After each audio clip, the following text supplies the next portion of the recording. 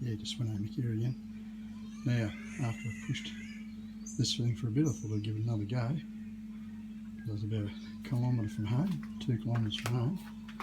Lo and behold, she kicked back in, and now I've got home, and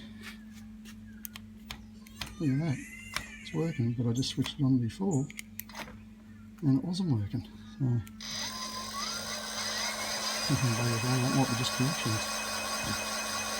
In my hunch, it's running completely normally now. And maybe just a bit of corrosion in the connection, you might just have to pull them all apart. And see what goes on there, because I've just done a 7-year review on this thing saying how good it was going. But maybe just in this here, so there they are there. I've got them all wrapped up. So I'll pull them all apart. They're just little connectors screwed together. And I don't ride in the moisture, so I'd find it hard to believe it had moisture. I pulled the Anderson plug out. It's a small Anderson plug, I couldn't see if there'd be anything there, but cut the wires and reconnect it. And I'll see how we go from there.